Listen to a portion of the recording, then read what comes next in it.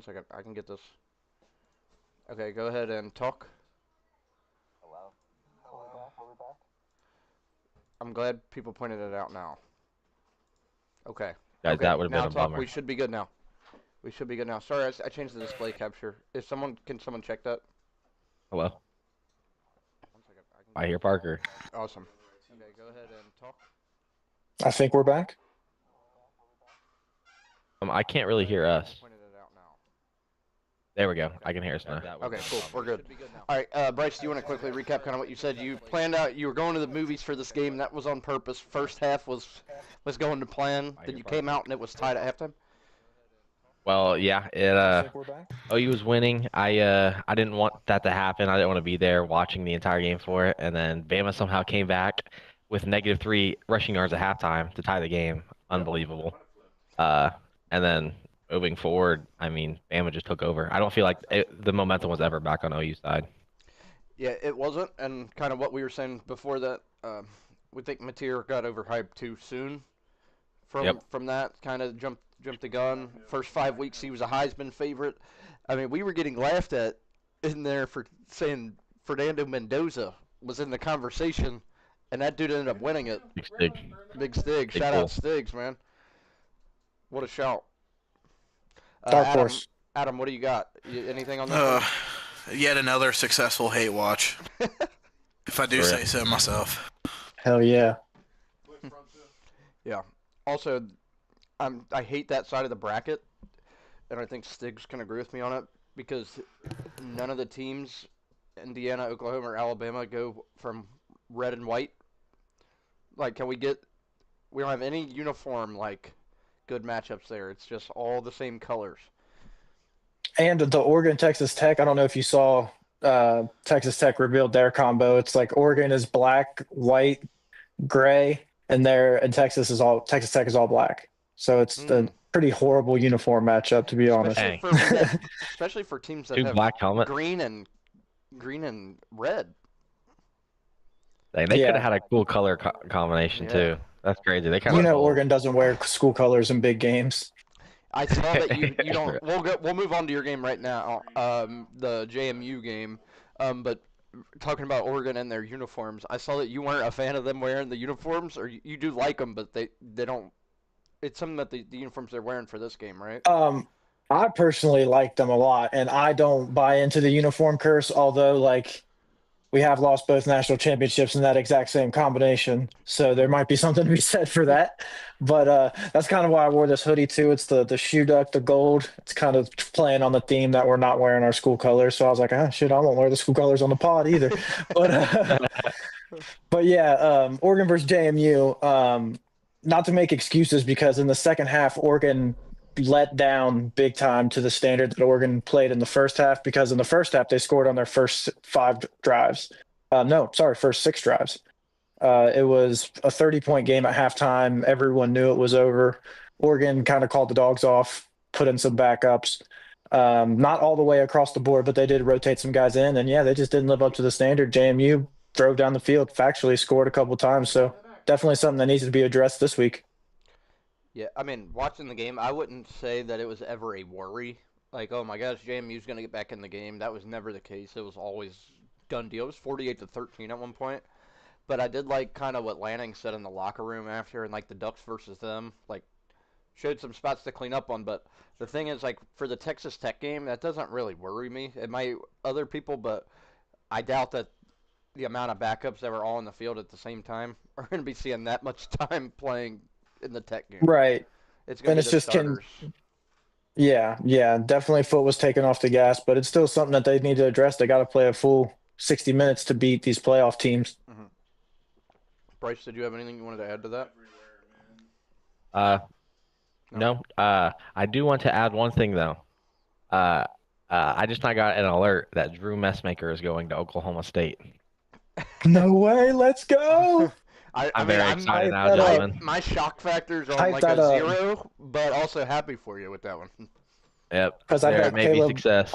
I bet Caleb and Wyatt are coming next. I hope so. Perhaps later. Yeah, man. This is a W, gentlemen. That is a good update. Also, man, I just wanted to say it, Stig. Shout out to the Dukes, man. they for coming out there, they played as good as they really could. I mean, Oregon scored in 5 plays or less, 5 straight possessions, but there's been a lot They of did not talk back down.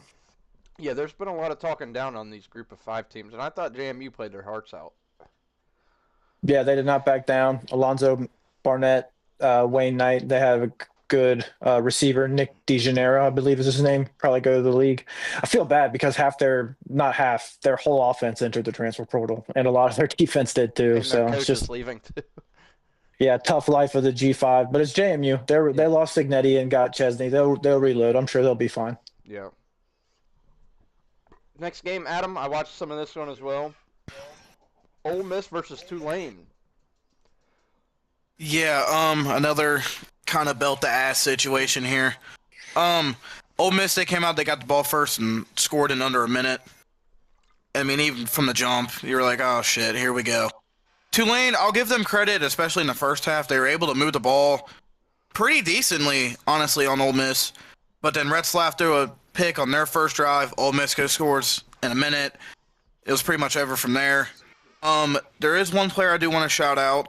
Lane. I saw made a couple plays. That's wide receiver Shaz Preston. He had 5 catches for over 125 yards. I mean, he did his thing, but as expected, this one was a blowout. Yeah, I agree with a lot of what you said. First half, Tulane was moving the ball. They couldn't convert points, but they could not keep Ole Miss out of the end zone, really. I mean, that's good for Ole Miss, though. They didn't really look like they missed a step, or it was a different game than the one earlier in the year when they had Lane. But kind of gives them a little bit more hope for the Georgia game, I think. But shout out to Green Wave. We'll potentially talk about them a little bit later. But The only thing I want to say about I was this gonna game, I don't really have anything stat wise or anything. It was a blowout. Just in the fourth quarter, the game's in control. Why is Chambliss and Kewan Lacey out there? And they both got nicked up too. Yeah. So I'm sure they're going to be fine. They both, I believe, came back in the game, but it's like, what are we doing?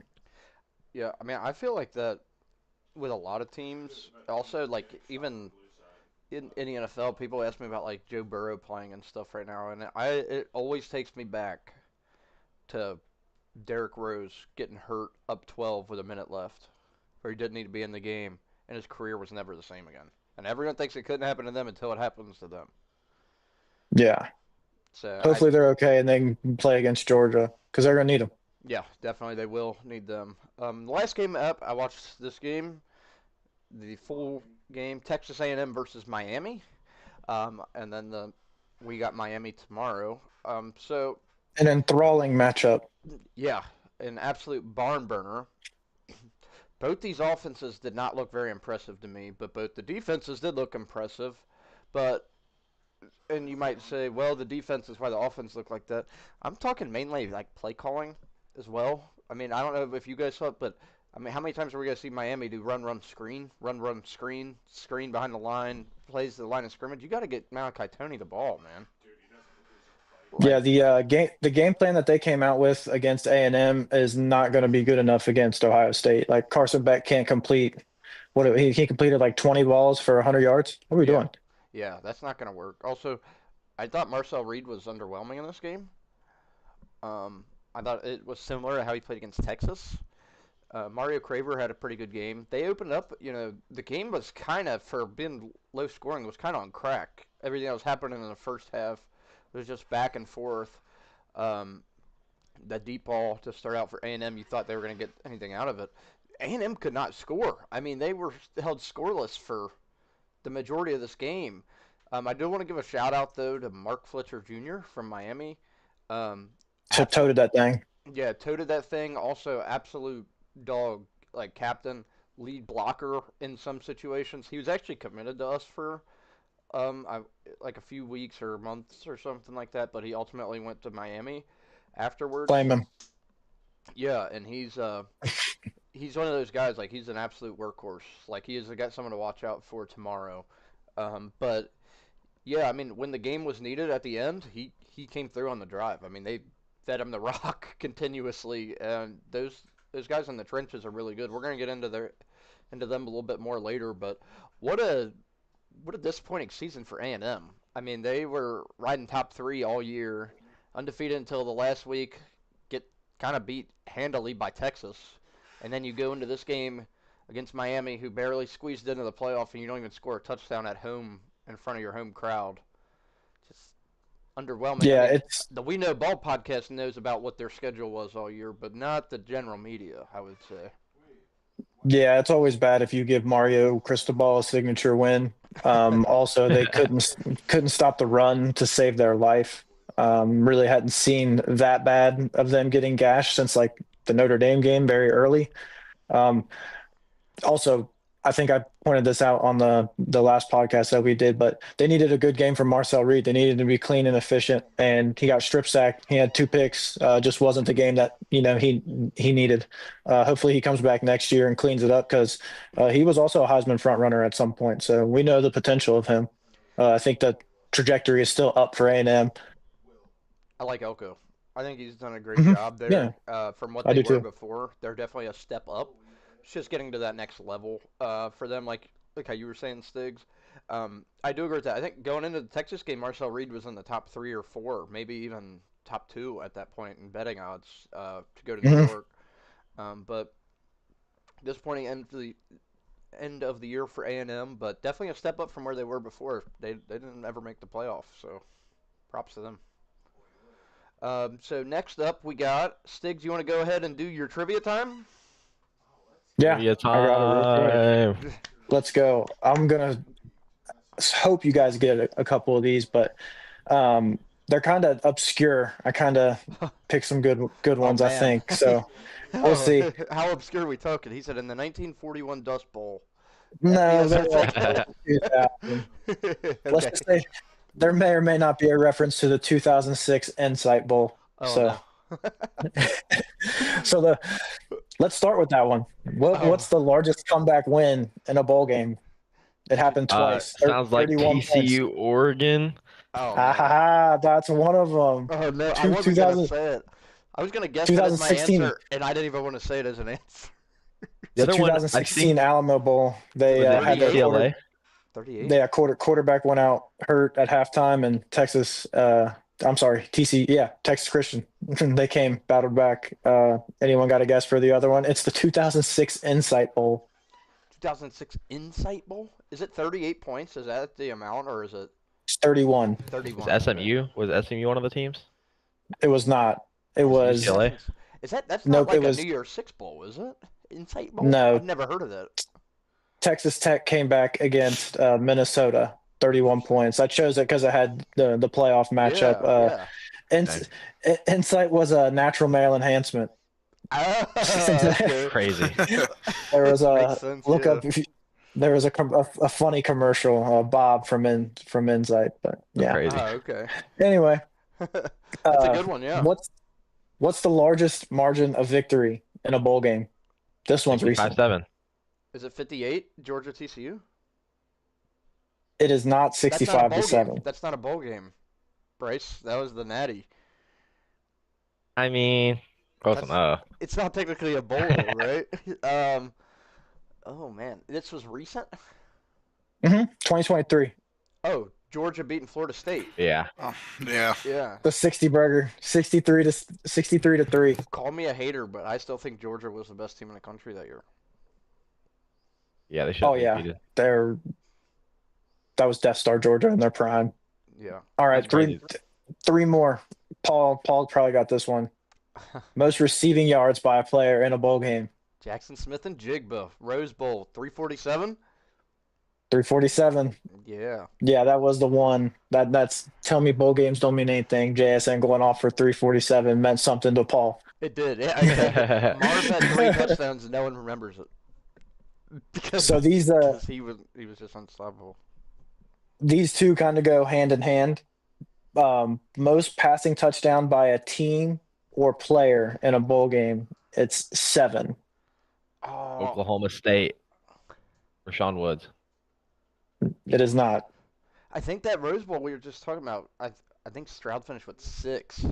He didn't get to 7. Colt Brennan. No, but that's an elite guess. Oh, I'll thank give you. one hint is 2019 playoff game. Another hint, Burrow. is Bro, is Former that against Cal- OU? it is. It's 7. And the other one, he used to be a Cowboys backup. It's Brandon Kellen Weed Moore? and Bryce. No. Cooper Rush. Ooh, that's crazy. Cooper From Rush. Central Michigan versus Western Kentucky in the Bahamas Bowl, 2014. Wow, that's crazy. Also, Burrow doing that to OU in the playoff is criminal. Love it. Dogged him. Yeah, he's a But yeah, lover. that was all I looked up. If you go though, if you guys want to look it up, there was an article at ESPN where I pulled all that from. They wrote it like 2 days ago, where it just had a bunch of crazy bowl nice. facts. Good stuff. I love bowls, man. They kind of get what's it called? They kind of get no love anymore, and I love them. I love watching. Bowl games mean something to me, man. It means Same. something to me, man. It means something to me. All right, well, we can do accurate or BS. I kind of had 2 questions here, but the first one is more important, I guess. Stiggs, this one might hit home with you. Should the Oh, God. group of 5 create their own playoff? It would be better No. for the group of 5 to create their own playoff. Accurate or BS? I see the pros for it. I really do. But I'm gonna say BS just because like there are some group of 5 teams that I think it's going to be hard the next couple of years, but when the regulation of NIL and the cash flow kind of gets monetized, I think the G5 will have their teams, like the Utah team that took out Nick Saban, the Boise State team that took out Oklahoma. You had UCF go undefeated that one year. Cincinnati made the playoff on their own merit as a G5 team. So there's going to be deserving teams. So I say BS. I also But it's going to be say tough the BS. next 2 or 3 years. I say BS for the simple reason of exactly what you were saying. I think that maybe they don't need an automatic bid, so like maybe not every year they're in, but I think that there are years, 2021 Cincinnati, 2017 UCF as example, where they are one of the best teams to get an at-large bid and should be able rightfully to do so. You can't tell me They that shouldn't- team in 2021 that beat Notre Dame by 2 touchdowns at Notre Dame and Notre Dame finished 5 is not a top 12 team in the country. I want to know what Bryce thinks on this. So I'm going to go accurate, but with I knew with it. condition. With the condition, Okay, this does not eliminate a G5 team from making the 12-team playoff. there it This is. just simply says that if like it. they don't, there's still going to be a playoff for the G5 teams, with the exception that a G5 team can still make the 12 team if they are one of the top 12 teams in the country. I think Very, very that valid. would be the way to do it. If you did it like that, I think everybody's happy. It gives G5 still a chance to win their own championship and to still play for something in the postseason, while not getting beat up. But if a team is good enough and can make the actual Power 5 playoff, then they should deserve to play for it and go for it. And I think that'd be win-win for everyone. I like that idea a lot. The only problem that I could think of coming from it is I'm not sure we would see the G5 teams get the what is the word? The benefit of the doubt over some of these other teams, even when they deserve it.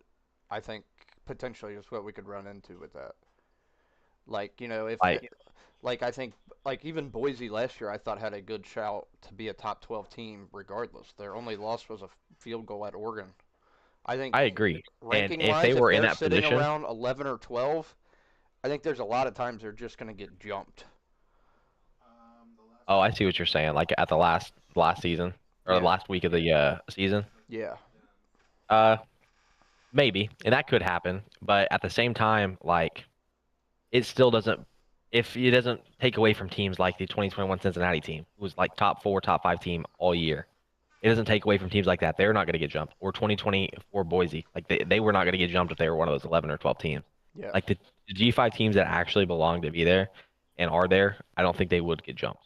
Like everybody kind of knew Tulane and JMU were going to get smoked, but I mean they got up there. Unlike last year, like we said, Boise State, they competed with Oregon and they didn't get blown out in their game against Penn State like some of the other G5 teams did. So Yeah. I think we all know what Adam's going to say. Well, actually, before we get to Adam talking about the 2017 national champion UCF Knights, that's a prime example. Adam, what do you think? Accurate or BS on that? Yeah, you and Dave put it perfectly. So I'm gonna go with BS. Yeah, even that fake national title. But just like you guys are saying, I'm just gonna defend my team real quick.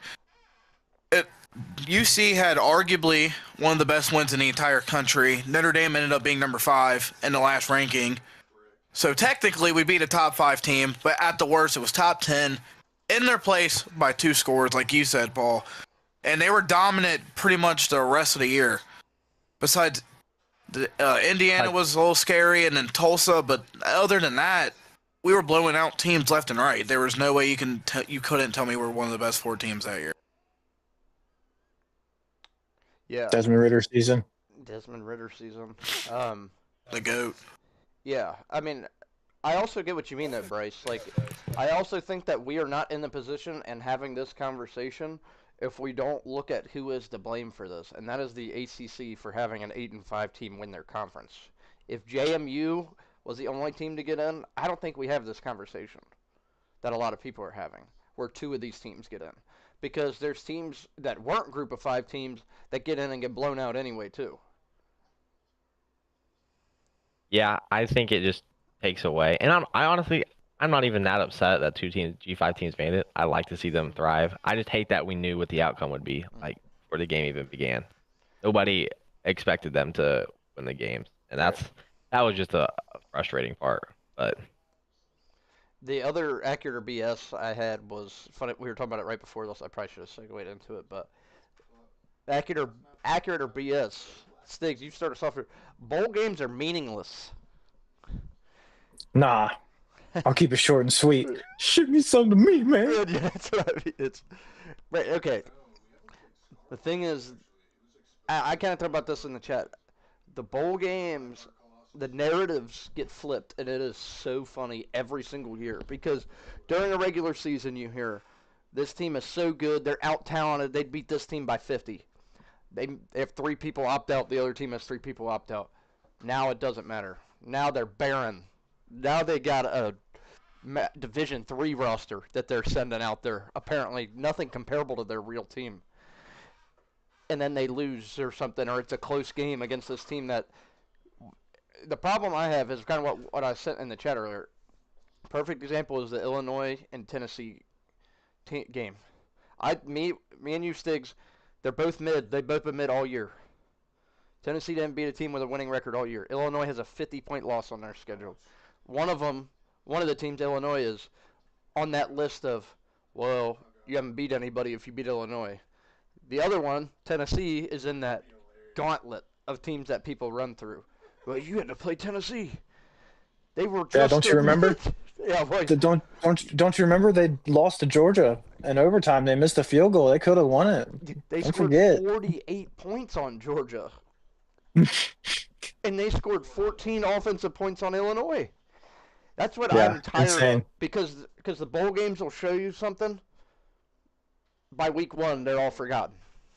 Next year. If the SEC had an undefeated bowl record, you would hear about it. 100%. Yep. All It right. would mean something. Bryce, accurate or BS? it's BS. Everybody loves bowl games, whether people try to claim they don't or not. Yeah. Adam?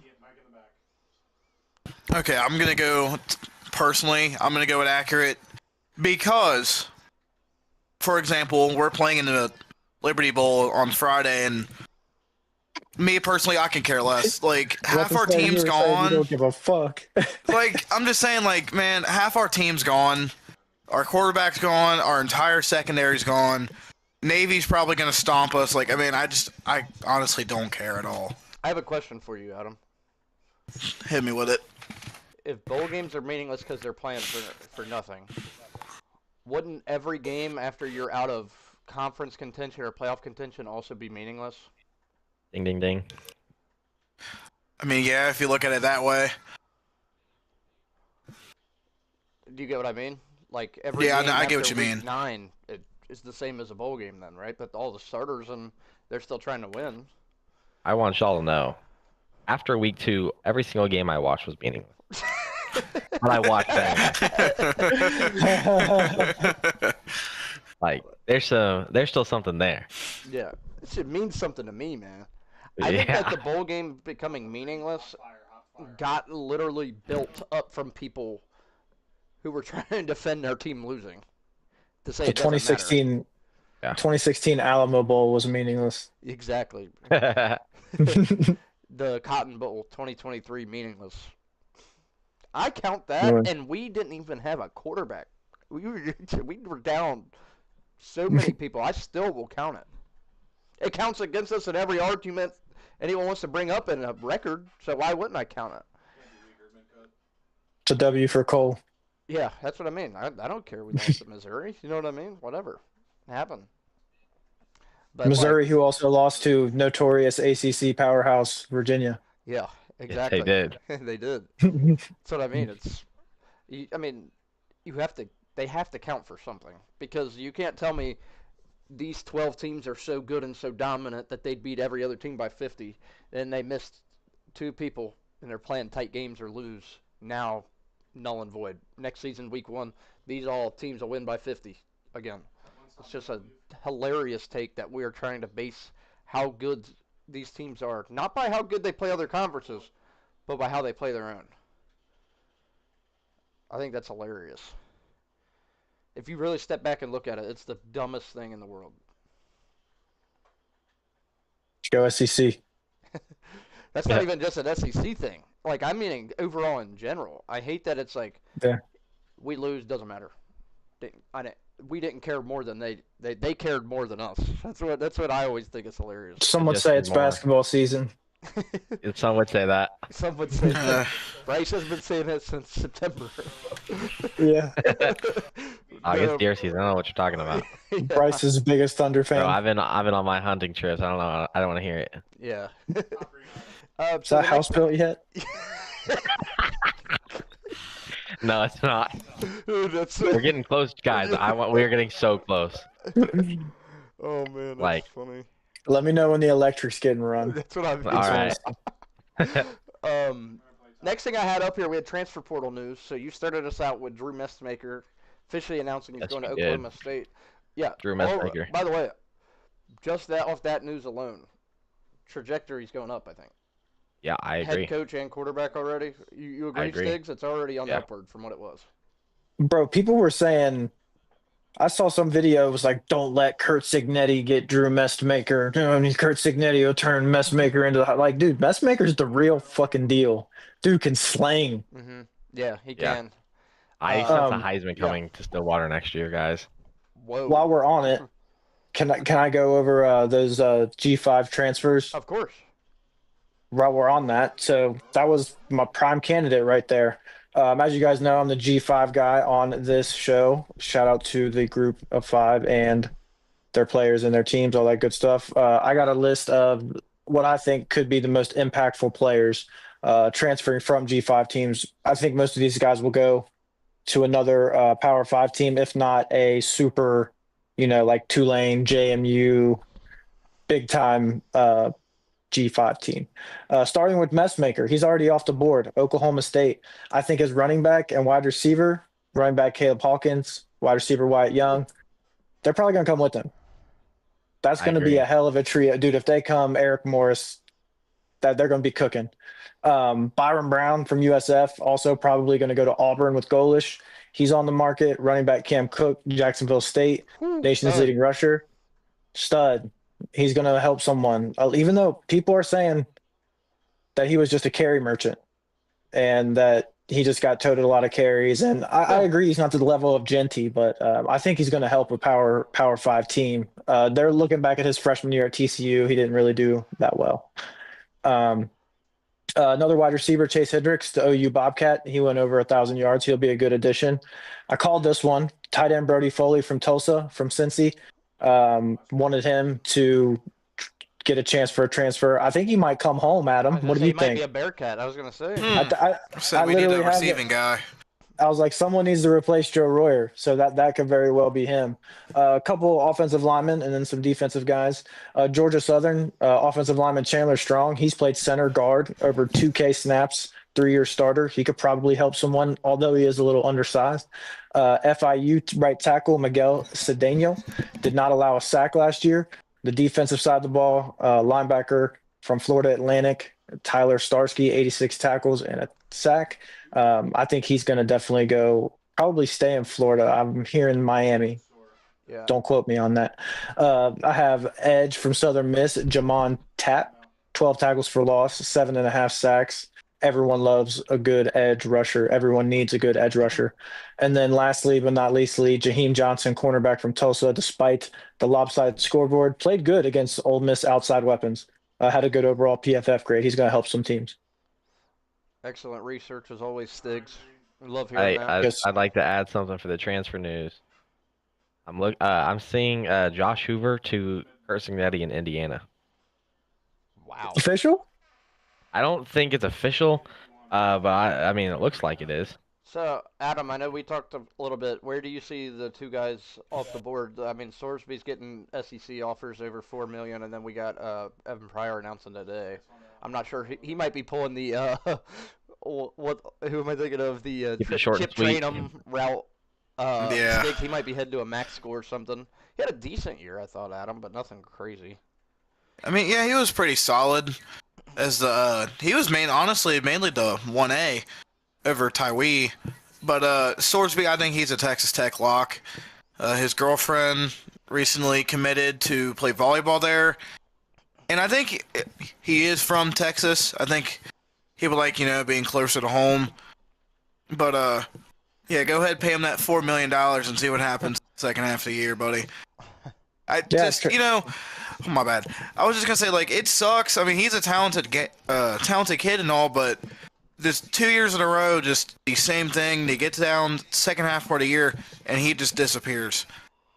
So I don't know if it's like mainly a him thing or if it's like a coaching thing, because Scott Satterfield is not the best. But yeah, I don't know. I don't think he's worth the $4 million rumored price tag. Who was the SEC offer? Was that like confirmed? It just said an SEC Nothing offensive confirmed. offer. Yeah, that's what I saw. I didn't see a team or anything. Because I saw Probably like Arkansas, Gotta be maybe. Tennessee. I'm about to say Tennessee. I saw someone saying that Sumrall would be a good fit at Florida since Lagway's leaving. Yeah, They said yeah. it'd be a good culture guy for down there. I've seen I'm not familiar enough with what offensive staff he's bringing, so I don't know if it fits Yeah. Sorsby too well. I do know that the Texas Tech offense, if they had a mobile quarterback, like I would like them a lot more against Oregon than I do, because I think that's honestly the only thing holding them back is a true like quarterback. Yeah. Yeah, Barrett Morton's solid, but he's not great, I wouldn't say, by any He's- means. He has a plate holding his like fibula together, man. Like, Also, what? I mean, we got to talk about the number one player in the portal. I would say that's wide receiver Chaz Coleman, right? Chaz Coleman, Cam Coleman. I'm sorry. Who am I? Yes, Cam Bro's Coleman. Bro's I think already of got that Chaz Chaz. Durant, the Penn State He's- guy. I'm sorry. He's already got that. Cam He's Coleman. already got that Hayes Fawcett edit in his eyes and lights. He needs it. He's gonna be a Buckeye.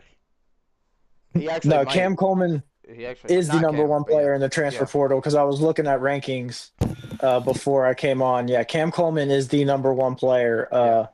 That's a change your offense kind of player. Where's he Like gonna go? anyone's What do good. you guys think? I'm hearing $4 million is the price to get Cam Holy Coleman. cow. He Crazy. wants two. I'm paying him I before I heard- pay I heard Sorsby. I'm 2 to sorry. 4. You paying? Wouldn't be wrong there. I think the quarterback's more important because I mean you saw having Cam Coleman was awesome, but having Jackson Arnold was not so awesome. Yeah, but if he goes, yeah, but if he goes to a team that already has a decent quarterback, maybe. Oh no, yeah. But I'm saying, like in Oh, general, yeah, if you're yeah, building yeah. a team from scratch, you're Quarterback, yeah. you're overpaying for a wide receiver before quarterback. You got to take the QB. But yeah, I would say watch Bama. Yeah. Which I would say Auburn watch to- Bama. Auburn to Bama. Didn't he flip from Bama or like flip flop think back so. and forth from them? Yeah. Because I remember Trev in the chat like really wanting to get him and saying that he was choosing between Bama and Auburn. Yeah, and I do want to kind of say, but I meant to talk about him, and I got a little bit ahead of myself, but I do want Chaz. I think he's number one on our board. He was really good this year, actually. Underrated at Is- Penn State. I don't know. Is he if like you a guys- freshman too? Yeah, he's a true freshman. Yeah. Yeah, I'm about to say if he's the guy I'm thinking of, like he had a good game against Oregon too. Yeah, he's gonna be a stud. That would be a really good pickup. Yeah, and then is there any other? I'm trying to think of some big portal news. What is it, Lagway? I mean, Lagway, Rayola, Oh, Sam yeah. Levitt, those are the big quarterback names. Rayola, Um, he might. I don't know, man. After the honestly, way he ended his, I do want to shout out, not necessarily shout out. I think Shane Beamer's on the hot seat in South Carolina, I but agree. he retained Lenora Sellers, he retained Nick Harbor, and he retained Dylan Stewart. Those are all three guys I thought that definitely were going to go in the portal. So I don't know. Maybe what is Shane Beamer cooking for next year? We don't really know. Probably nothing. Probably the Cheez It Bowl again Yeah. or whatever they I went was gonna to say, I last think year that's and all they lost to had this Illinois. year too. I think. Yeah, that's But what I'm saying. Like, but if they could somehow get some pieces around those guys, like they could, like Bryce said earlier in the year, like I think it was his playoff dark horse team. Like I saw the vision, I really did. yeah, Luckily, I'm glad I didn't buy it, but no yeah, offense. yeah. I mean, and then like, who's gonna be the guy at Nebraska now? Because they've been such a TJ weird team. Latif. Yeah, that's what I mean. Like I don't know. I think Cam Coleman probably stays in conference. Like when we were talking about him, I could see one of those SEC teams giving him a lot of money. But the quarterbacks, I mean, it's just interesting. What if Levitt was a Bearcat, Adam? I mean, you would love that, huh? I mean, is UC gonna spend money and get a new quarterback, or are they just gonna go with what they got? So I've seen we were interested in Kenny Mitchie, the backup Notre Dame quarterback, That would be a great which pickup. which would be great. I'd like that. And then I saw Aiden Childs, and I almost deleted Twitter. If I seen that too. If that guy sucks. I'm sorry. No, hold on. Unfiltered. We're both doing it. He has flashes, Unfiltered. Adam. He has flashes. Oh yeah, yeah. He actually had a good game against Ohio State. I don't know if it was this year or the year Last before, year. and he played okay against like bigger teams. He is not bad.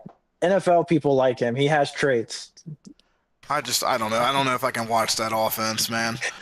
How much of I that? just is don't know. I mean, that team is a dumpster. But You guys need then wide like, receivers. my bad. It doesn't matter what Oh, quarterback's yeah. there if you don't get like a big body, true like alpha X receiver. Then you can put guys like Cyrus and Caldwell next to him to run around and make plays. But you know, I don't think it would Caldwell be the is worst thing like, in the world, Adam. Is all I'm saying. yeah. I mean, Caldwell is like 6'5". He could be that guy that you can throw the ball up to. It's just that I think the main problem with the last 2 years, the way it's collapsed, is when they go against man coverage, and it's another flaw in Sorsby maybe, but the guys just don't get open at all. Like Is that it's a coaching Not thing? space creators. yeah. Why are you creating space in the first 7 games each year, being 5-2, then 6-1? Though in the first half it works, and in the second half, I wonder how much of that is on coaching. Well, like I said, to keep it PG friendly. Satterfield's not a very good coach. I've already dropped the F bomb, bro. You're good. I bet he fucking sucks. Put it that way. There you go. That's crazy. Okay, Yeah. speaking of Al coaching, Qaeda. we can go to the coaching carousel now. We have some new coaches established. Whittingham going to Michigan now. Obviously, we talked to Lane at LSU before. Yay. Does Brian Kelly get a head coaching job? I don't think so. No, I think he might honestly retire. Yeah, I'm about to say, bro's on the beach somewhere. Shout out my living bro the bed. BK. I think he Whatever. literally. He's I probably by think himself. His Little son London was so bastard. funny, dude, on the he's gonna senior- take a break from coaching, but he'll be back. You think so? I could see him be a coordinator or Yeah. something. Also, Stig's elite hire from Northwestern today. Oh, pulling the Chip Kelly out of the bag. Yeah, like where'd that That's come crazy. from? Do they even have a head Northwestern has coach? Money, bro. They have money. More than you Do they even think. have a head coach? I don't know. They don't. Do they have a stadium yet? I don't. Well, think they have I a know their stadium their yet, head right? coach Pat Fitzgerald went to Michigan State, so Yeah. I mean they lost their head coach. I didn't really see if they had someone like waiting I in think the they had wings. It's David Braun. He's still there from 2023. Wow. Hey, I want to shout right something back out like real he never quick. left. TCU's playing USC right now. They just came out of halftime. The score's 14-13 TCU. you USC go. was driving down the field and they threw a pick in the end zone. Who was it? Mayava? Yep, Mayava. Hey, it doesn't matter. Oh He my doesn't- God. He doesn't care. He doesn't care about the game, bro. Jaden Mayava's ass. He did. Shocking. He tried to throw it. Before he threw it, he cared. Once it was picked, it's meaningless. He has So- two He's picks not. this game. He's not ass, by the way. I'm trolling. I'm trolling. Nah. He's Also, this game. yeah, it's. I just look at the stream and I see Stiggs through the. the back, but yeah. So what are the head coach openings that we still have left to fill? I thought Michigan kind of came late in the cycle, which rightfully, deservedly so. Did you guys? Speaking see... of, real quick, Yeah, go ahead. Penn State lucked into the Matt Campbell hire because that's a It's great crazy. hire, but they got lucky that it fell that way for them. Same with Michigan. They both backed into good coaching hires, like after like severely missing on like probably 5 targets. Yeah, yeah. I thought, to be honest with you, the second part of the year, I actually think Penn State's interim coach did a hell of a job to end the year. He kept him on staff, Terry Wilson. Yeah, he was great. The players wanted to keep him, but they said that they're gonna. I think he's maybe the DC or he's some kind of coach. They kept him on staff. That's Same with Tosh did that at Cal. They kept like Nick Rolovich. He's their Oh, interim head coach. They liked him a lot. He was up at Washington State for a while. I was surprised got that fired. USC or UCLA didn't do that with Neuheisel. They let him go. I know, it's crazy. After, And his dad just got hired for like the CFL or like the Argonauts or something. yeah, that's that. Yeah, and but yeah, Penn State. I mean, you got to kind of think about where they were, number 2, to 2 weeks later firing their coach, losing to bad teams. I mean, really, if you look at their last like month, they were not terrible. A lot They of were like mid, but they weren't terrible. I know I've showed you him, but I follow this Landon Tangwell. He was a former player for Penn State. He has a love this YouTube stuff now channel. that you showed me. Yeah, about to say post great stuff, but a lot of the Penn State contingent there, they want to keep that Grunkmeyer. They're not necessarily wanting Rocco Beck to come over from Iowa State, so they have some talent there for sure. It sucks that they lost Coleman. Sucks that they're losing, Dan Dennis Sutton. They're both their running backs, their recruiting quarterbacks. class is dead last. Too. Yeah, recruiting class is gone. I forget that they have a cornerback. I want to say AJ Harris, but it's AJ something. He didn't look very good at times this year, but he's a stud. He has NFL potential written all over him. He's in the portal, so sucks that they're gonna have to like do a total rebuild. But if anyone can do it, it's Matt Campbell. He rebuilt Iowa State from nothing. Yeah, I really like the hire for them, and unfortunately, I really like the hire for Michigan. Like we were saying, Whittingham's a great coach. After saying he retired, just to, If it was 10 years, if he was 10 years younger, that's an A+ hire. yeah. Well, he also said he was asked, he's like, "Do you hate Ohio State?" And he's like, "I guess I do now." like the way he Yeah. just said, he's like, "I guess I do now." But yeah, He don't give a shit. yeah, he didn't care about that. Yeah, he don't care. Oh man, but yeah, maybe he can give out tickets to all the lovely ladies on staff without it being a problem next year. Someone did an Instagram check on him, and they're like, he hasn't posted since 2018, and he follows 5 girls, and they're all like related to him. So they're like, checks out. He's good to Yeah, I mean, Michigan can't do anything but cheat, so hopefully this will Also, also like retweeted something that was like requirements to be Michigan head coach, and it was just like a notebook. It said like, don't be horny. that's Crazy. yeah, that's hilarious. Literally You it, guys bro. want to go on to the previews, or is there anything else you guys wanted to add? I mean, I wanted to say, I wouldn't be surprised to hear. I think Bryson Rogers, is going to be leaving Ohio State. He's a 4-star receiver. I actually think he's going to go to USF and be their one. He's from the area. I think he'll go with Heartline. He wasn't seeing the field very much. I could see that being the first piece of the puzzle of Heartline starting to kind of build USF up. I did want to kind of mention that. Wouldn't be super surprised if that happens. I'm about to say, if anyone else doesn't have anything, I got a quick recap to go I got- over. Yeah, that go ahead. I gotta Go ahead. say something. Have Bryce go first. Okay. This is a crazy calm. We're looking like 5+ years from now. Whoa. I think Lane Kiffin will be Alabama's next head coach. You're not feeling DeBoer? It's not that I'm not feeling DeBoer, but I don't know. Maybe he quits, or maybe he does get fired. I don't know. Maybe he goes to the NFL. I feel like Alabama's next hire would be Lane Kiffin. Do you think Alabama's lowered their standards? Yes. I think, well, Like where maybe Baylor not. can get away Interesting. with No. losing a No, couple more actually- games without getting fired? Because I mean, I when think Saban was there, it was Nick Saban just created a higher standard while he was there. Like, I think he just raised the standard. I think Alabama fans they were just fortunate that they had the GOAT on the sidelines for as long as he was there. Yeah, I think so too. But do you get what I'm saying? Like, are they gonna settle Yeah. with that, or are they gonna be like, oh, this guy loses 3-4 games a year, we're okay with it? Because that's I not mean, really their standard If recently. Alabama didn't make the playoff this year, Kalen DeBoer's on the hot seat. What do you think? Y'all Sticks? disagree? You think? I think he's still on the hot seat, even though they want to playoff. That's how Alabama fans are, man. They don't give a shit. Like, win me a natty or get the hell out of Tuscaloosa. Yeah. You know what I mean? Well, All They they got care about. nothing. They literally have nothing but Alabama football there. So literally Yeah. nothing in the whole state. And to what Bryce said, like they created a monster in the fan base with the expectations. Like they expect Saban results. Yeah, could The see that. not DeBoer the- product. It's not the Wonder how same long- era. Even Saban couldn't produce Saban results in this new era. It's why he left. He's also old, but It's true. Yeah. Adam, what do you think?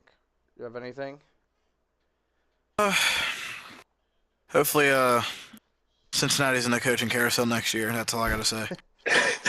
Is there any Yeah, rumors on Iowa State's head coach search? Did they hire somebody?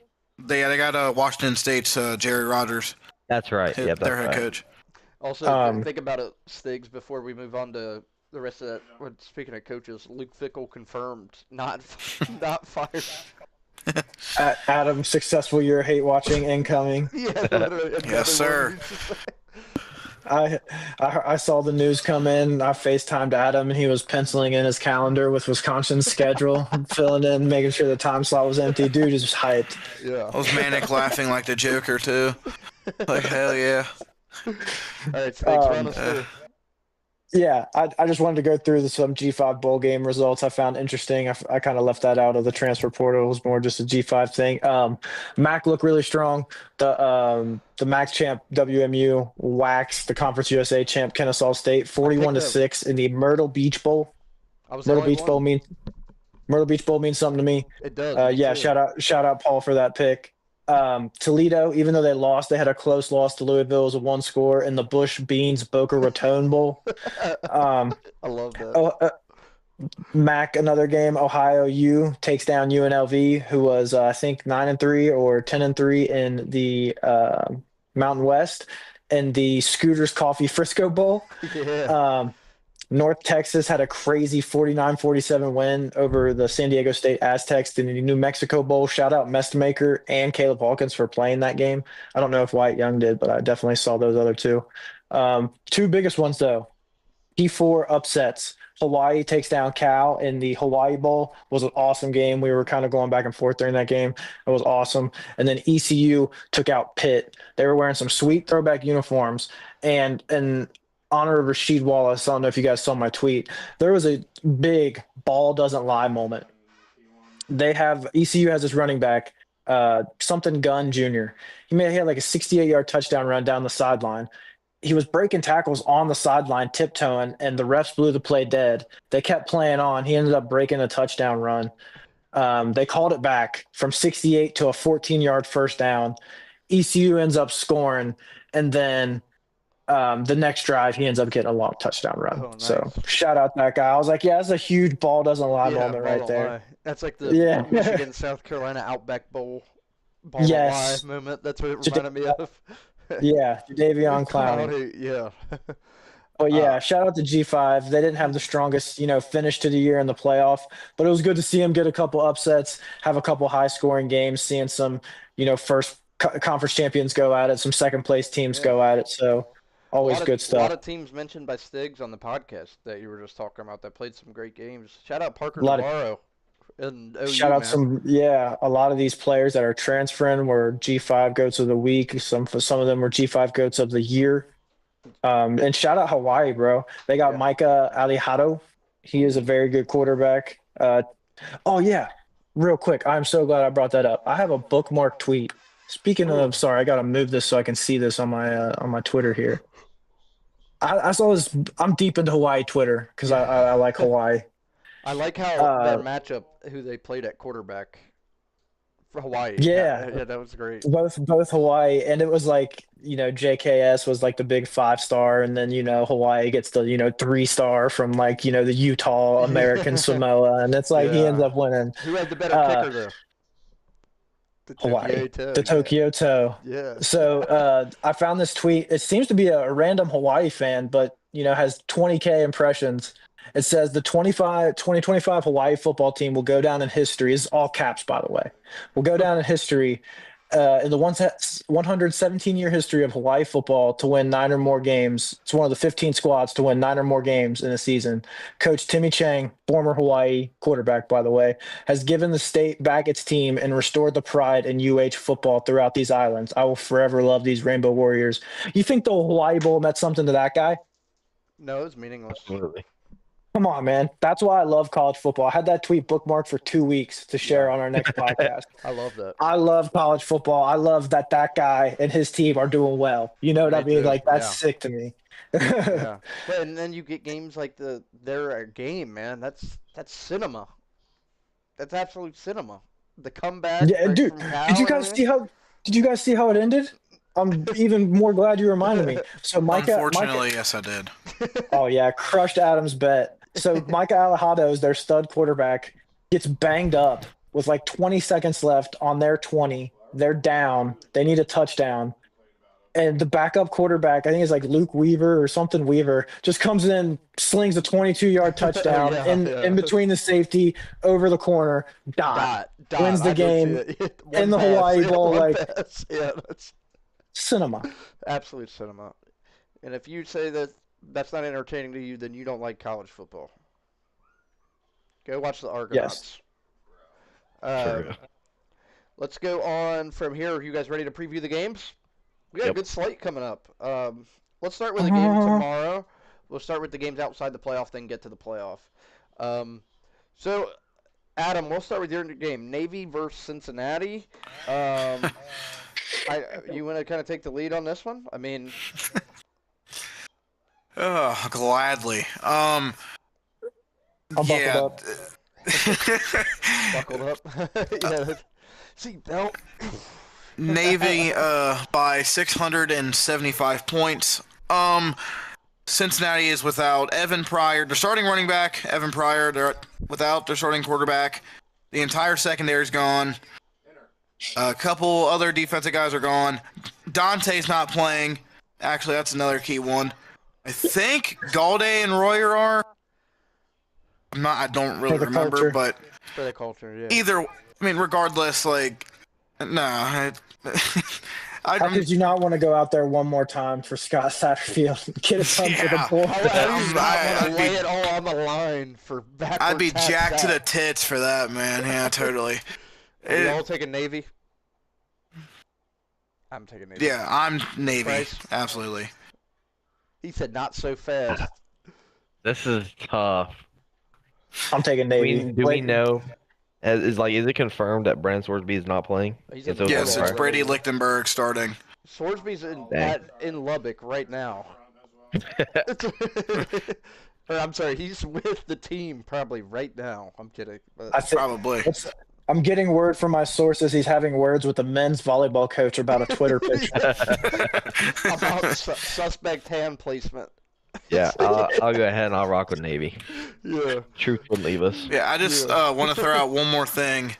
So you guys well know I complain about the state of Cincinnati, the programs that I root for, because they're fucking terrible. I'll just put it that way. Oh. So, the PG podcast. No, not with this garbage. Anyway, so they played a bowl game, yada yada or whatever. Next day at 2:00, if you guys want to watch a murder live, go ahead and watch Houston play Cincinnati in basketball. It's not going to be very fun at all. I love So, Sampson's a great coach, by the way. oh yeah, fantastic. He's on the Hall of Fame ballot. But anyway, that's the next sport. We're not at that sport yet. We got football games left. Next one I got here listed, I almost put the game from tonight, but good thing that we didn't because the pod didn't line up. But how about this? We got this would erupt Twitter. My Twitter already tonight has been phenomenal. I've loved every bit of it. every scroll's been great after that game. But how about this one? Twitter will erupt if 10-2 Vandy, who had arguments for the playoff, loses to 8-4 Iowa tomorrow. I will love that. This I is want it to happen. this is a higher level of mid than Illinois versus Tennessee. Yeah, No, that- Vandy, I think, is better than Iowa. I think so too. All Yeah, that- slightly. All Yeah. that what it is, and the X factor is begrudgingly Diego Pavia. Having a quarterback that can move around and make plays like that is always going to give you an upper edge. What's the name of their bowl game? Is it a good one? Here, let me pull it up for you. I mean, and we're talking about I'm pretty sure it's the ReliaQuest. it is the ReliaQuest Bowl tomorrow. Yeah, We love a good ReliaQuest bowl. we Hey, do. It's 5.5 give is the me- line. Give me Iowa. But my record's fucking chalked anyway. Give me Iowa. You know, and the thing, over-under's at 45.5. This is exactly one of those games where I'd be like, this is your proof right here. Like, we have a 10-2 SEC team versus an 8-4 Oh, Big okay, Ten team. actually, I'm gonna Everything take points to Vandy. I have to take Vandy. Yeah, Diego Pavia is going to be pissed he didn't win the Heisman, Yeah. and he's going to try and Fuck the stat voters. pad. Fuck the voters. Yeah, he's going to be throwing up gang signs after he scores, I'm sure. Gosh, man, that guy's an idiot. But sorry, might be going too far with it. That I'm not rooting for Iowa because they're a Big Ten team playing an SEC school. I want Diego Pavia to lose because of how he acted at the Heisman ceremony and afterwards. You're taking Vandy? Yeah, fine. Give me Iowa. I respect it. I I don't respect it. I think Vandy is a better team and should win this game. I don't think they're crazily better though. Like I think Iowa can stay in the game. That's fair. I think the only difference is Diego. It is true. I mean, what It's a big difference, though, compared to the Iowa quarterback. I'd like the guy coming Mark from South Gronowski. Dakota State. yeah, Gronowski. Yeah, I wanted him to be great, but Right. it just wasn't good. He had remember the preseason hype from Iowa when they showed the clip in training camp of him throwing a pass. You guys remember It was, that? it was the cleanest 5-yard out route I've ever seen in my life. He finished with 8 touchdowns passing and 6 interceptions. But yeah, I don't know. Give me Iowa's defense just because it's a Diego Pavia hate watch for me. So That's a bona fide Big Ten culture pick. yeah, we'll go with that. I'm telling you, you will not be able to open Twitter tomorrow without. I will probably not close Twitter tomorrow if that game goes like that at noon tomorrow. Bryce, what Why is do the you got? game at noon? I don't know. I know, right? I am taking Iowa. You guys say you think Vandy is a better team. I think Iowa's a better team. Okay. I think their defense is like, I think they're gonna shut Vandy down. To be honest, Hmm. I'm not gonna Much be. I'm not respect. super sold on them. Like, if you go look at who Vandy played, they struggled. Honestly, they struggled a lot this game against bad teams. Some of their signature wins that were good turned out to be bad. Like they played LSU, Missouri back-to-back weeks and barely beat them, and those teams are horrible. They slammed Tennessee, but Tennessee is winless against anybody with a winning record. So, That's true. I mean, they didn't. I'm not super sold on Vandy. I was never super sold on Diego Pavia being second in the Heisman voting either. I didn't think he was even close to one of the. I didn't think he was a top 5 player. He may have been agree. close to it, but him being in New York was kind of crazy to me. Yeah. I thought Reed was still gonna get there to be honest, as the other guy, but that's fine. I know. Go ahead. Yep. I know Adam's a blue collar guy. He's picking Iowa. No, I think he's taking Vandy. Yeah, I am taking Vandy. Per sources, a close friend of Diego Pavia said he's gonna be toting a Draco when he scores a touchdown. So, in that case, give me Vandy. Per sources. Per sources. It's just things that Iowa. You guys, you're the only one in here that played them this year. It's an 18-16 game. I mean, Iowa's defense can keep them in, but they had like one good offensive drive the entire day. I Listen. think, right?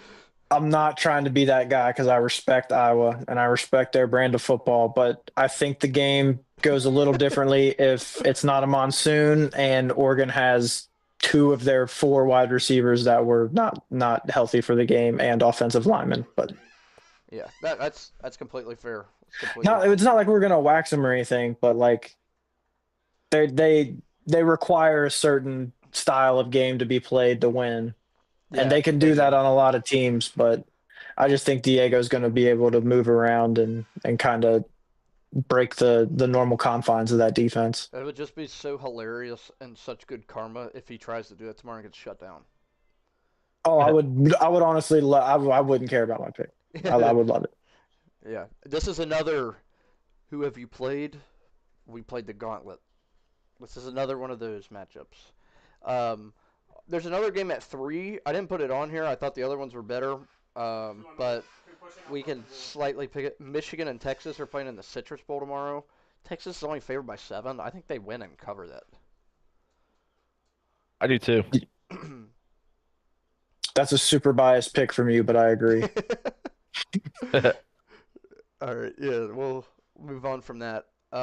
Speaking of monsoon, let's go to Alabama versus Indiana, projected in the Rose Bowl. We're looking at like 4 or 5 inches of rain during this game. Some would say an above average amount of rain. That I is. would say, I wouldn't say, some would say way above average amount of rain. That looks even better for some people on this pod than others. So I agree. So even with all the rain, here's the thing. This is 4 p.m. kick, the Rose Bowl, the beautiful in Pasadena. Always, it's gonna be interesting to see a rain game there. Here's the thing. Ever since the forecast came off, every We time kind of like that. the forecast. So here's my point. The forecast, ever since this came out, right? One of the lines have changed, and the other did not. The line that did change is the over-under. The line that did not is the spread. So we got 47.5 is now the over-under, but we still have Indiana by 7. So what do you guys think? I mean, I think with that being that much rain, throwing the ball is going to be a little bit tricky, and you're going to have to run. And Alabama can't run. I think that's gonna hurt them. Yeah. If they really have that much rain, like. That's what it says right now. It's still 2 days away. It could change. I don't know if you guys have watched a lot of Alabama this season, but they have had the most timely turnovers in big games. Mm-hmm. Like timely turnovers. Like they had it against Georgia, they had it against Texas, they had it against I think it was Vanderbilt when they kind of brought it back late. Tennessee too. They had a pick 6 right when it was Tennessee. Yeah, Tennessee. Like, dude, South Carolina. Yes. They did. Yeah. Strip sack. Yeah. They strip sacked freaking Sellers when he was driving to potentially win the game. I just think that combination of like relying on big turnovers and not having a run game, it's going to get him clipped. We've kind of been saying that all year. It's going to get him hemmed up, and I think this is the one to do it. I think Cignetti's going to cover the spread. I don't think it's going to be as close as people say. I see a lot of people picking Alabama. I do too. And, more power to them for doing it, man. But, I mean, after being beat by Cignetti, even I was still skeptical after that game. I'd love to get a rematch. I think we beat them in the rematch. But they beat Ohio State, and they shut Ohio State down. And it's like, what more do they have to do to get ready to right, yeah. They beat Oregon, they beat Ohio State, if they beat Bama, what do they have to do? Why was I not convinced when they beat Oregon by 10 convincingly? And we had a pick 6 to stay in that game. So I want my rematch. Or I'm going to pick Indiana to cover. I'm going to pick Indiana to cover, but it is slightly concerning that, like, in the bigger games, Mendoza has thrown picks. Mm-hmm. But I ultimately, I mean, is it crazy to say Cignetti's a better coach than DeBoer? Nope. Is it crazy That's an to say absolute that? fact. He is. No. I mean, dude, the only coin that DeBoer has is taking Washington to the national championship game, which is great considering the state that Washington has been in since he left. It's taken a couple years for them to get back in the mix, but I would take Cignetti. I mean, it's not even a question. I think Cignetti's like top 5 coach right now. Yeah, I think so too. The thing is, Indiana's D-lines are dogs, man. People don't give them credit that they deserve. Look at what their D-line has done in the big games against Oregon and against Ohio State. Look at what their D-line has done. Yes, Ashby, this is live. If Indiana wins a national championship this year. Ooh. Is Kurt Cignetti the greatest coach in college football right now? No, I don't think. I think Kirby's still the. Still give it to Kirby. Yeah, I think maybe even Cignetti Ryan. I think Cignetti would reach top 3 status maybe instantly. Yeah, Behind 100%. It would be Behind the Kirby, Kirby, then Cignetti, then Day, like at 1A, Yeah. 1B for me. Yeah, And I almost want to give the edge to Cignetti in ways for turning a program like he had around. Where that's what I'm saying. Yeah, Day that's and- why it would Day he'd and be. Kirby didn't have as big of a turnaround to do it. They had to, him and Kirby got to recruit 5-star athletes. Indiana just took literal He, bums. he does transfer portal. He killed the transfer portal. Well, he Ashby did in the this chat year. says IU, TTU, Natty would feed families. Unfortunately, TTU would have to go through Oregon though, so like you can't be Yeah, doing that They though. are. Yeah, this is live. Thank you for commenting and joining in on the pod. But yeah, this is a really interesting game. So I guess we'll go with picks now. Stiggs, we already got yours. You got Indiana winning and covering. Yep. So I'm going to take Indiana as well. I do see scenarios where Bama stays in this game. They get that pick. You're saying they get, does the weather affect Indiana's offensive way to where it's more of a sludge fight? You know what I mean? Where we're in a 6-3 game in the third quarter. Mhm. Do you know what I mean? Like it could be one of those. Ultimately, I think Indiana is better coached. Overall, I think they're just a better team, and they don't have more talent. They just are a really well coordinated unit. I think the D line is the difference in this game. Also, you shouted him out in like week 1 or 2. Pons is a dog for how tall he is. I mean, he got beat for a touchdown from Tate last week, but I don't think Bama has a receiver anywhere near that. I mean, Jeremy Bernard's been playing real well with what's his name, Ryan Williams, not stepping up to the plate this year, and they just got someone back from injury. I can't remember his name. He's a tight good. end, right? He's a really big white guy, right? No, I'm talking of another wide receiver. He's a freshman. I wish I could think of his name right now. It's bad. I don't remember it. Lazier Brooks. Oh, okay. Mine just came to my mind. But freshman wide receiver from Bama. He's made some big. Lottie Brooks. Lonnie Brooks. Does that okay. sound better? Yeah, I think Lottie so. Brooks. Yeah. But either way, there's a path that Bama can win this game for sure. Ty Simpson's been kind of playing up and down football. I think Cignetti will have something for him defensively. He's kind of put Sayin and Dante Moore in hell. And I like Sayin and Dante Moore better than Simpson overall. Yeah, I asked Trevor about this. If anybody who's in the chat doesn't know, Ash is trying to get Bama banned fan. in the chat. Yeah, he's trying to get banned in the I chat. didn't from you, acknowledge Sticks. it. I didn't acknowledge it. But no, you're good, Ash. I'm just kidding. But Yeah, you're I good. love You're it. good. Alabama fan Trevor, and I asked him about this game. I said, "How do you feel about this game versus the Oklahoma game?" I said, "Be honest." He said, "If we go down 17-0, we are not coming back." Which I agree with Facts. him. I agree with him on that. Like if they start slow, they're not going to get back in the game. Brother, if you go down 17-0 to Indiana, no one's coming back. Yeah, that's why it's just not happening. No offense. Yeah. Bryce, your pick. Indiana. All right, Adam, you've kept it kind of quiet here recently. You got Adam anything kept you it want to short and say on sweet. it?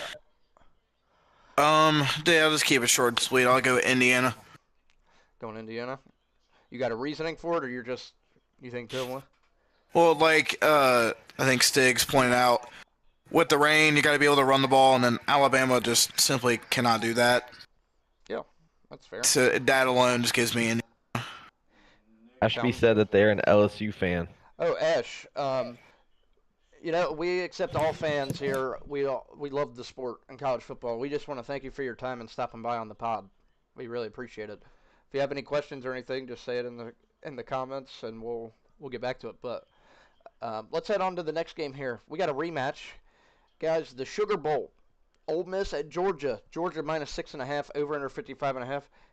I would say 99% consensus. Everyone is taking the dogs here. Yep. Media wise too. Give Ole me Miss? Taking Ole Miss? Okay. Yeah, I like it. I taking like- Ole Miss. yeah. Why not? Why not? They don't have a head coach. It Everyone's didn't on matter last Georgia's. week, right?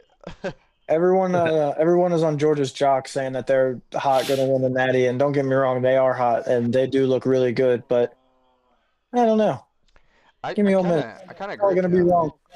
I think Ole Miss keeps this game closer. I'm gonna take Georgia to win, uh, but the thing with Georgia is I like how Georgia had a lot of mid games in the middle of the year, played pretty good towards the end. We're forgetting the Georgia Tech game. They played the one score. Then they played the Bama game right after that. And people act like they did that to Saban's Bama. Bama cannot run the ball, and Georgia took advantage of that. Noted, Georgia dominated that game, but I'm also thinking like they just played Georgia Tech 13-6 the week before that. Mhm. And Georgia Tech's been struggling to stop anyone. Georgia Tech couldn't even beat BYU, That's what who I'm. also deserved to be in the playoff. But like that's what I mean. Ash, I would bet money that it would not be that national championship. But I think Ole Miss keeps it close. No one's taking them besides Stiggs now, and I respect it. I think Ole Miss keeps the game a little bit closer. I'm going to take Georgia to win in a tight one. Bryce? I'm taking Georgia. Okay. Adam? Yeah, fortunately, I am one of them people riding the dogs. Riding the dogs. All right. Stiggs, should we go to your game or my game next? You pick. Let's do mine. Okay. What? By the way, absolutely love the matchups in this round, right? We got some great I ones. agree. I think this These might are be the the best best week too. of college football. Yeah. As far as I know games are I'm. concerned, like this might be the best best week we have all year. Week one I was know great, that but I know that I'm obviously biased, but I mean, dude, this Oregon versus Texas Tech offensive line versus defensive line matchup is going to be cinema. I don't think there's a We better got matchup in college football. You got the best O line going up against the best D line. right. So, I'm biased, but I think Oregon could have probably won the Joe Moore Award Should have. this year. That they given it to Iowa the past couple years. Oregon's been a finalist the last three. Um, Dominant offensive line. I don't think they take account pass protection enough into the Joe Moore Award, and that's where Oregon has really excelled, even though they have the number one rush offense right now. But that's gonna be the key. It's gonna be David Bailey off the edge. It's gonna be Jacob Rodriguez, Ben Roberts on the interior linebacker.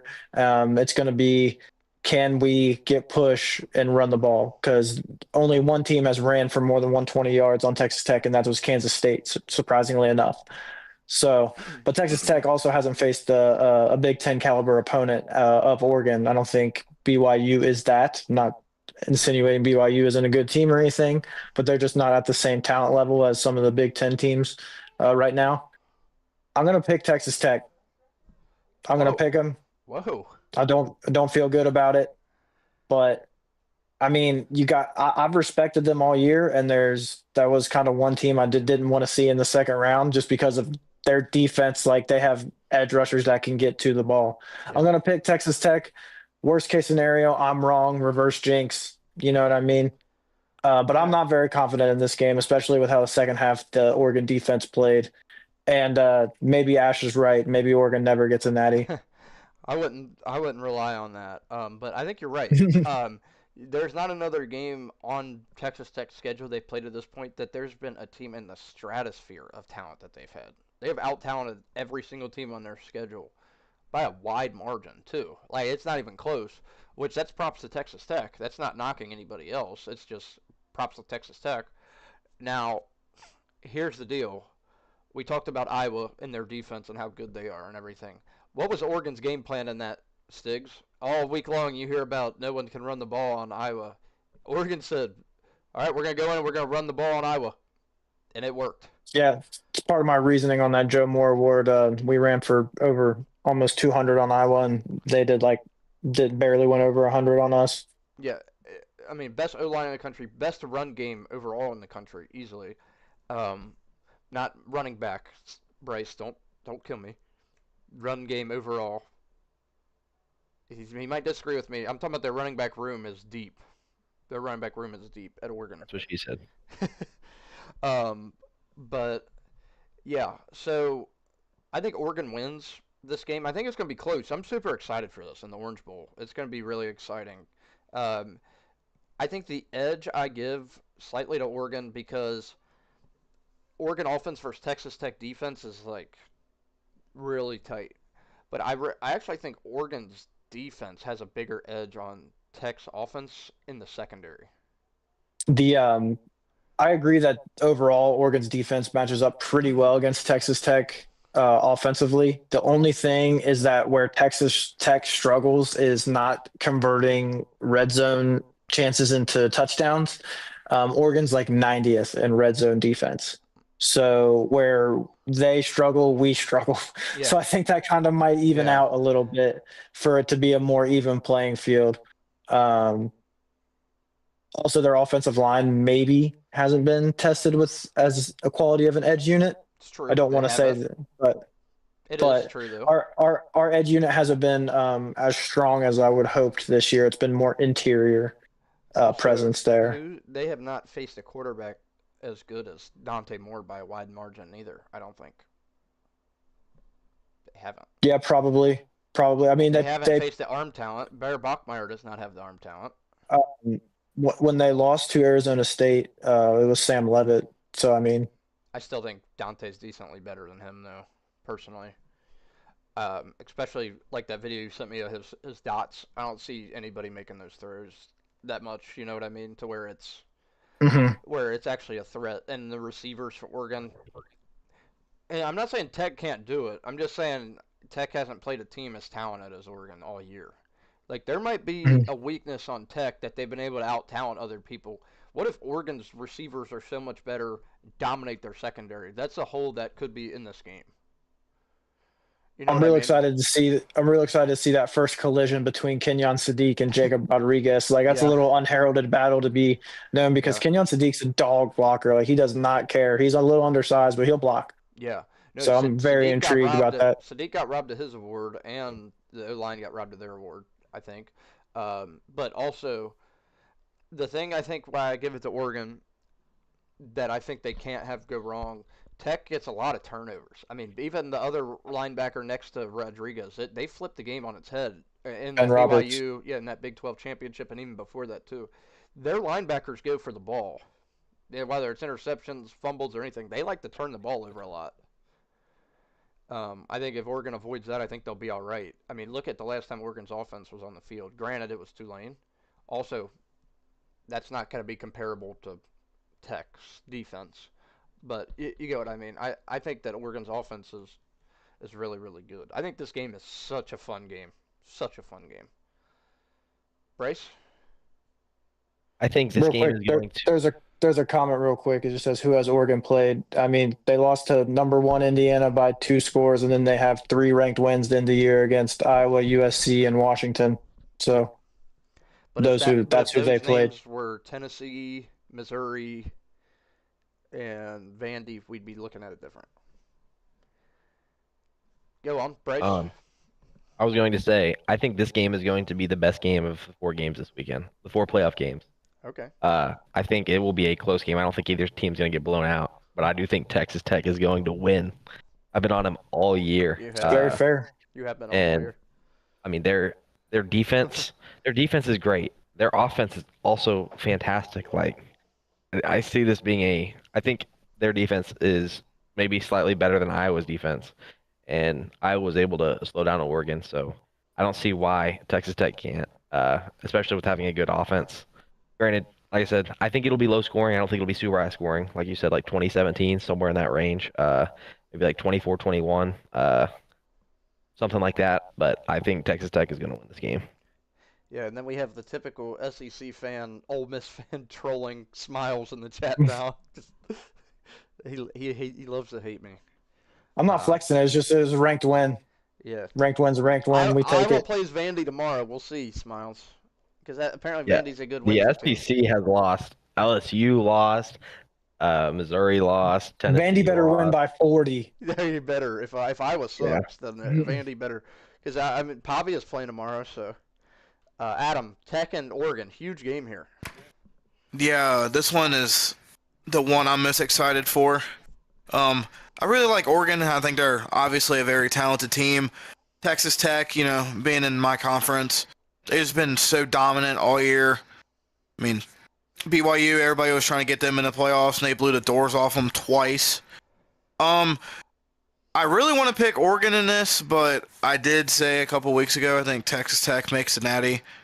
So I'm gonna go with Texas Tech and with a in a very very close game. So I'm the only one taking Oregon. Okay. That's all Feels right. weird, huh? That's all right. No, that's all right. I like my pick.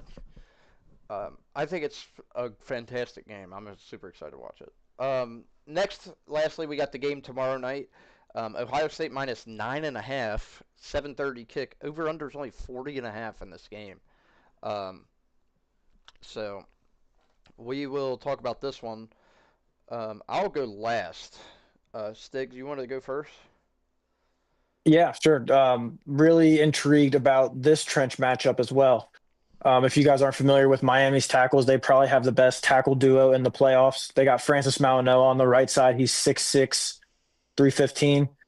And I don't know if you heard about their left tackle, man. Markel Bell. Dude's 6'9", 340. He's one of the biggest dudes I've ever seen. And he moves pretty well. He has really long arms, so he's able to get that first handout on the edge rushers. So my key to the game is going to be Ohio State's interior. Caden McDonald's had a great year, replaced what's his name, Tyleek, very well. So that's going to be the key to the game for me, is how the interior is going to have to, maybe get some pressure and then stop this run game. Because if they stop the run game, they win the game, in my opinion. I'm going to take Ohio State, but the way Miami matches up, I think they match up really well with Ohio State. I think it's going to be closer than people think. I think the spread last time I looked was 10. I got 9.5. So I think 10. Yeah. Yeah, so I think that's a little rich for me. I think Ohio State will win by 8 or 9, but I would pick Miami to cover if I was betting, if it was at 9.5. All right, Adam. So my pick, I'm gonna go with Ohio State. But imagine this, guys. This Oh my gosh, absolute he's been cinema. hyping this up for weeks. By the way, he texted me last week like I got something for the Ohio State Miami game when we get there. Yeah, Oh my gosh. you're getting there, Let's hear it. getting close to the ball drop, right? Tie game or Miami's up by 3 or 2 or whatever. Go for a game-winning field goal. Ball drops 3, 2, 1, and then Ohio State misses right on midnight again. Absolute cinema. But it's not gonna happen this time. I'll go with Ohio State. He hyped all of it up just to pick Ohio State. No way. Yeah, Right. I couldn't take Miami.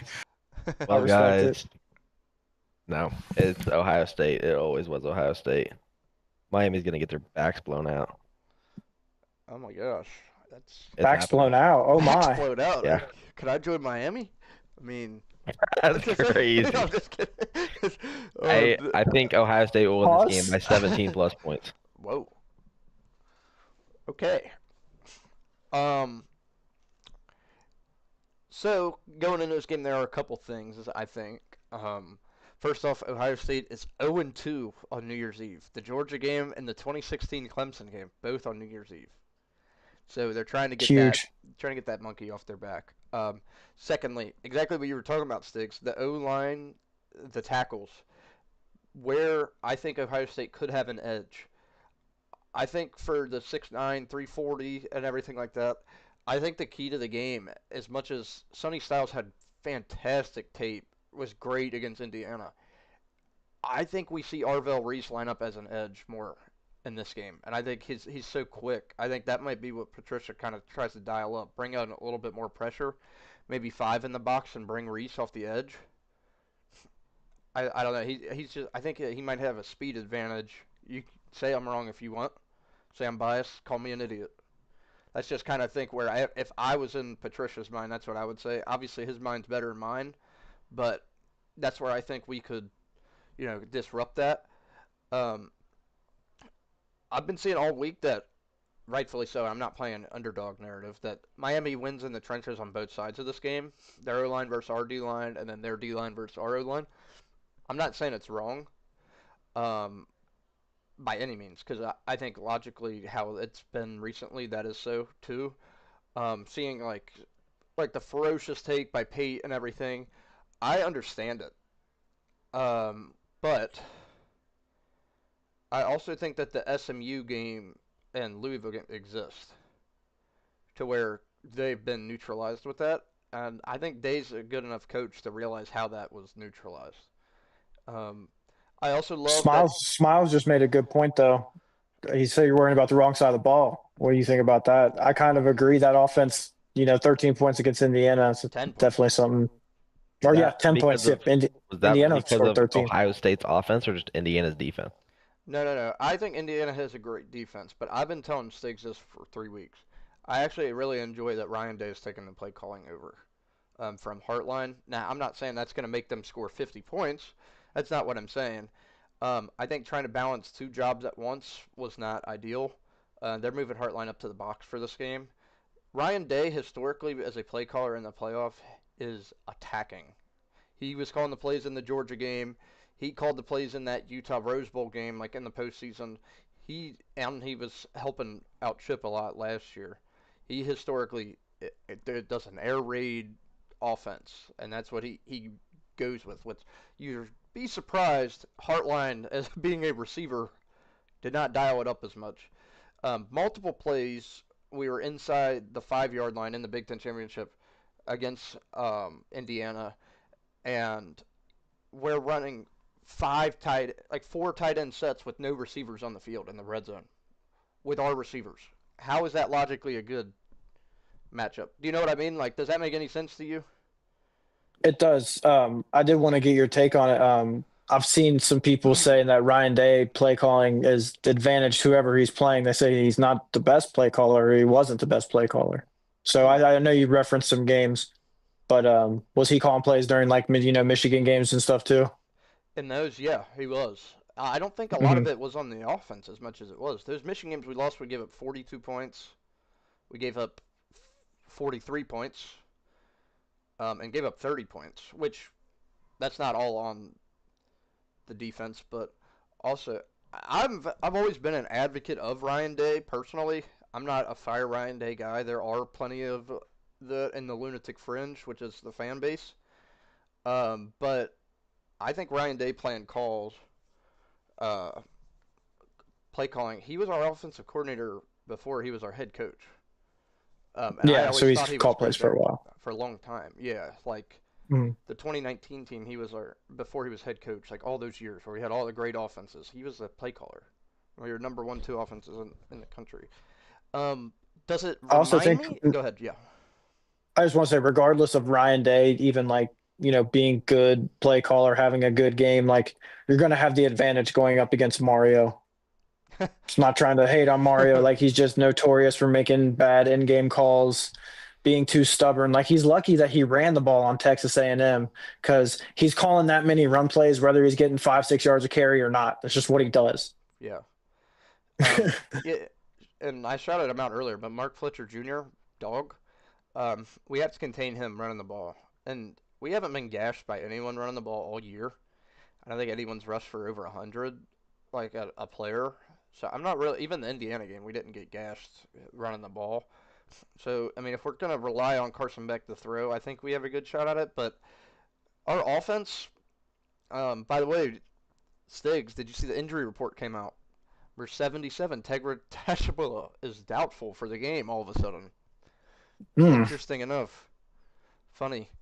Um, yeah, so that was kind of an inside thing, but I'm going to take Ohio State. To cover is a lot, but it's a low over under 40 and a half. They're not expecting a lot of points in this game. People ask me like, does this feel similar to the Michigan game? Does it feel similar to the Michigan game? No, it didn't feel similar to the Michigan game to me. Sure, the score was the same. Missed field goals at the end. The 13-10 Michigan game, we could not move the ball. The second half of the Indiana game, we moved the ball fine. We got stopped on 4th and 1 inside the 5 and missed field goal. Like, the ball movement was there. Do I think that it was maybe overthought? Yeah. In the goal line situations, like I was talking about, we need to have at least Smith or Tate out on the field. You cannot have both of them sit on the bench. Um, I'm probably going on too long about it. I'm really excited about this game. I really am. I went back and watched the 03 National Championship recently in the last week or so. Phenomenal game. Phenomenal. But we can go ahead and do the picks now. I will go. I'm going to take Ohio State. Bryce, you took Ohio State. Stiggs took Ohio Ohio State. State. Adam took Ohio State. So I don't know. That doesn't make me feel as confident now because the what I've been seeing on Twitter has not been as ideal. But I think that's just Miami fans and Tim Johnson. Tim Johnson mainly, Yeah, that's it. the goat. The goat. You guys got anything else you want to add? Nope. Yeah, we got a guy in the chat saying this is Raps that cat can't coach. That guy is a Lane Kiffin prophet. So that's all I need to know from that. So he acts like that guy is Nick Saban. So that's all I need to say about that.